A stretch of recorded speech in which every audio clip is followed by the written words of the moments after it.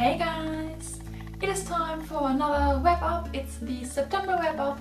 The month is already over, I don't know when it happened, but there was a lot of reading and a lot of movies, so let's get started. So the first book I read this month was Harry Potter and the Cursed Child, which I didn't really like. If you want to know my opinion about it in detail, I'm gonna link the video I made about it here and in the description down below. But just in short, I thought it didn't really fit the series and I thought it was a bit of a sell-off. However, what I want to say about it here that I didn't mention in the other video is that I totally loved the friendship between Albus and Scorpius. I think it was wonderful, it was lovely, it was everything I wanted to read about Harry and Draco. So yeah, that was quite a nice aspect of it. But yeah, as I said, everything in detail in the other video. Then I read the lovely book that is Mr.Glas. It is, yeah, kind of a book about a man who is cleaning windows, window cleaner, I don't know the real term for it. However, he is a window cleaner and he's quite good at it and he's getting this real good job with like the best window cleaner in the world. This book is full of love and life lessons and deep thoughts and plot twists about character developments. It is just so well written. It is wonderful and nice and cute and lovely and deep and sad, and I don't even know where to start. After Mr.Glas I read this little bad boy, which isn't bad at all. It was for the #AYearathon small books, and as per usual I'm gonna link the wrap up for that in the description down below and right here. It is The Sound of a Wild Snail Eating by Elisabeth, Tova, Bailey, and that's basically really what it is about. I really loved this book. It was such a nice read. It was positive and optimistic and cute and interesting, and yeah, I really enjoyed it. Then I read EverythingEverything by Nicola, Joon, I have no idea. This is quite a popular book, I think. I've seen quite a few wrap-ups and reviews of it. It is about a girl who has this illness and therefore she can't leave the house because she's basically allergic against everything. So yeah, she's spending her whole life inside and then a new family moves in next door and the boy tries to communicate with her and that basically changes everything. And first of all, I want to say that I love the way this is done. There are diary entries, there's normal writing, there are chats online, there are emails, there are her medical paper thingies, so it's just really creative in the way it is presented because we get those different aspects of everything. I also like that there are like normal chapters, but then there are also really short chapters that are basically just like 2 lines or something.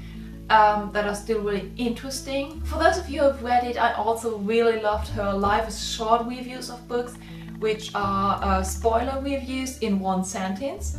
However, there is this one, let's say, plot twist in the end, kind of. Those of you who've read it know what I mean. And everything that happens after that doesn't really work for me. Then I read the graphic novel comic thing, whatever, that is Hark, Planet Hark Part 1. I also have Part 2, but I haven't started that one yet. Basically, Planet Hark, for those of you who don't know already, I should probably mention that Hark is my favorite character, my favorite Avenger, my favorite superhero. Well, Bruce Banner is, but yeah.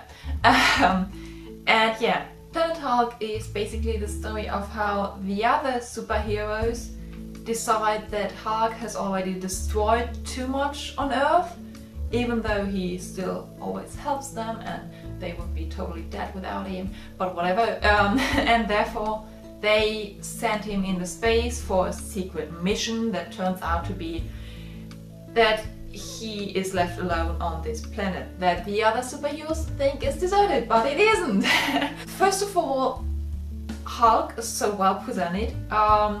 There's so many deep aspects to Hulk that I feel like most people don't really understand in the comics. I think sometimes they're not that well presented, but in this one they really are. They really show how his brain works, especially in relation to Bruce Banner. Also, the other characters in this novel, or this comic, or whatever you want to call it, are so well thought out. Like, he has this little battle group that he works with, kind of, and they all have this backstory. It just has different styles for everyone. I hope you can see this. But that's one style, and then that's the style of the other. So it's more like old school comic thingy, and then we have the story of Hulk that is more like basic and not that well with shadows and everything. So that's really fascinating how they put these different styles together. And then just yesterday I finished reading the second and third part of Silber.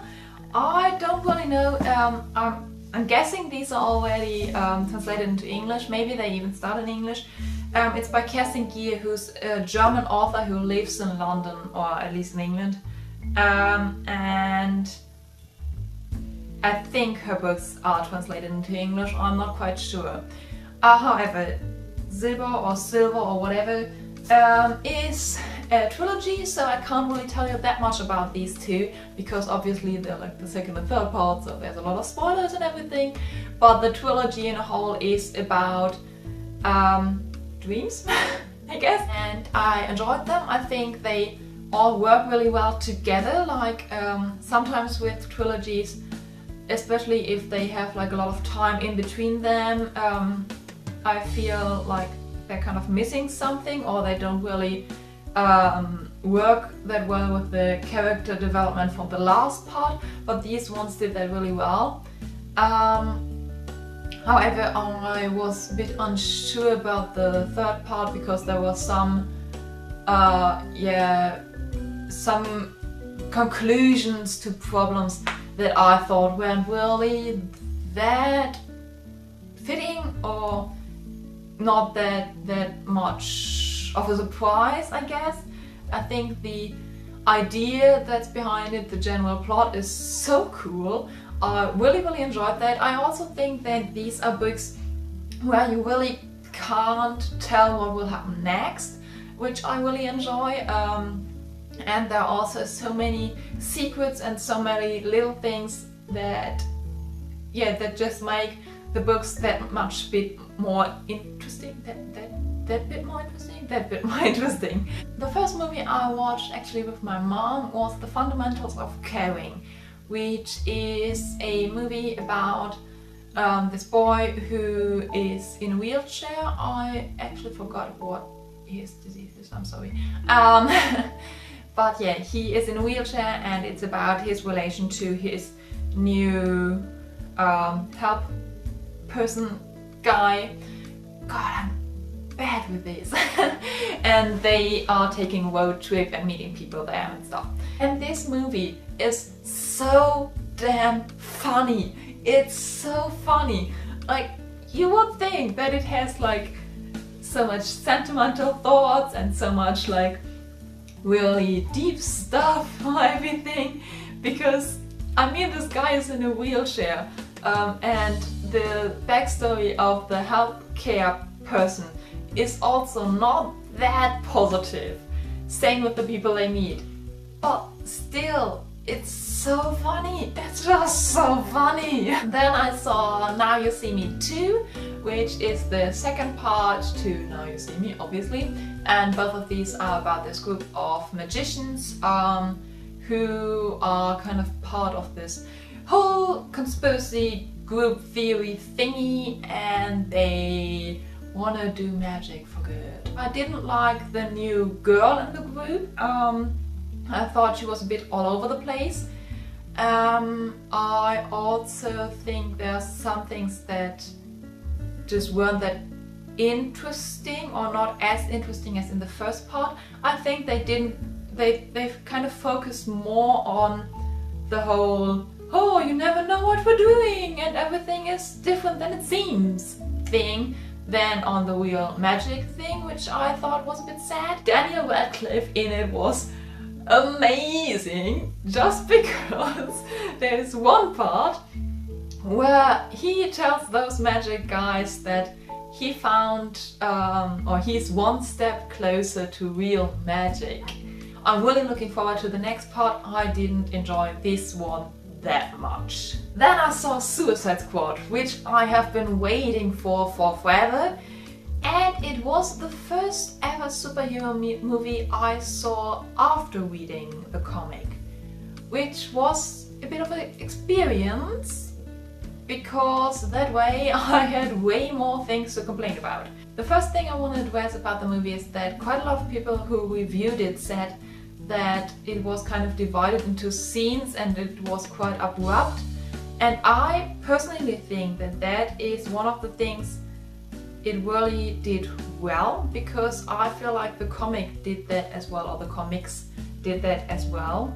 I think they kind of went a bit over the top with it, if that makes any sense at all. But I enjoyed it, I really enjoyed it. I think it's a bit sad that the songs that were actually written for it were kind of pushed to the end, and that they kind of a bit copied Marvel with their Guardians of the Galaxy thing, with doing old songs in a new movie. But it worked, it was good, I think. I don't think I would watch this movie again, but if there will be a second part, I will watch that. Then I saw the movie God Is Not Dead on Netflix, which, as you might be able to tell, is a religious movie. And for those of you who don't know, I am religious.